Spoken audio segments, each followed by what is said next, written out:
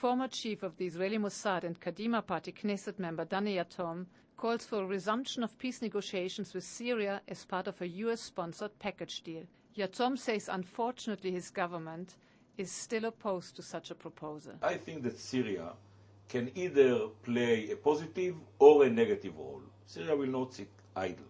It will play a negative role if Syria will feel that no one pays attention to Syria.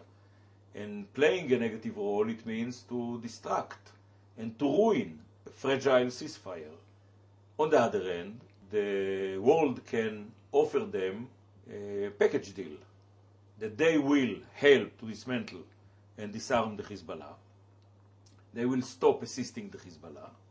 By that, the Hezbollah will not have any sources of weaponry or money, because everything is transferred either directly from Syria or via Syria by Iran. If they will be ready, the Syrians, to break their strategic alliance with Iran and to help by that to isolate Iran, then in return they will be assisted by a generous economic assistance. Syria will get out of its isolation by the United States and others, and in the near future, few months from now, Israel will be ready to resume talks for a peace treaty with Syria. Today the situation is very difficult. Economy is on the verge of collapsing, a full isolation of Syria by the world. The American administration does not want to talk to the Syrians. The only friend that they have is Iran, or maybe even North Korea. They were kicked out of Lebanon.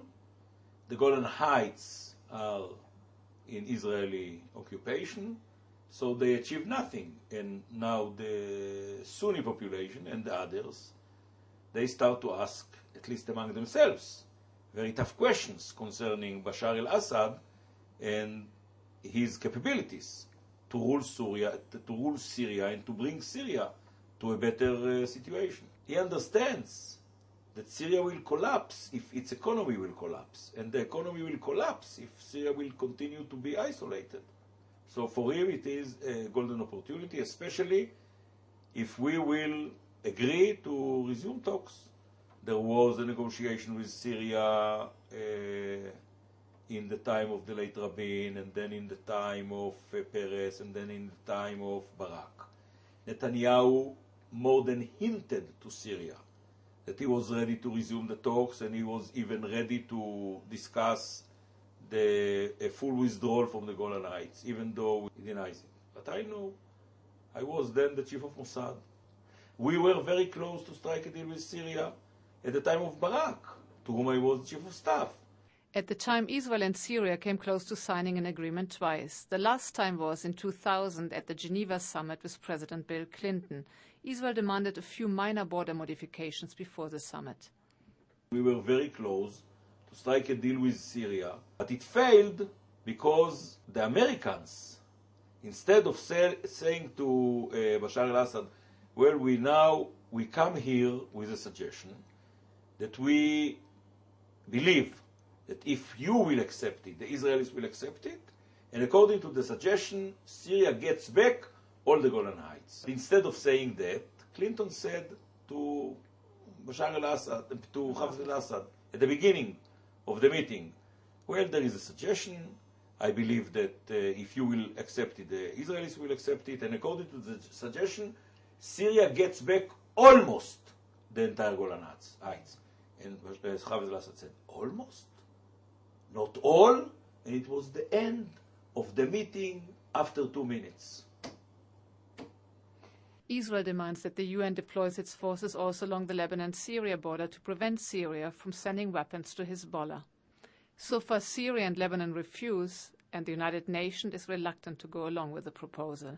Yatom believes that only a package deal combining international pressure and the deployment of UN troops along the border between Lebanon and Israel and Lebanon and Syria, as well as some kind of economic benefits and resumption of negotiations between Israel and Syria, will convince the Syrian government to back the ceasefire agreement. If Syria will be one of the forces that helps to disarm and dismantle the Hezbollah, it will be much more difficult for Iran to operate, because Iran needs the Syrian territory in order to transfer means, manpower, etc.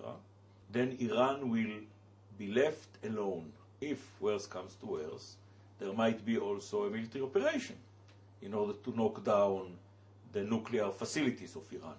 It can be not an Israeli, but an American-led global effort to destroy the facilities by using mainly air force and missiles.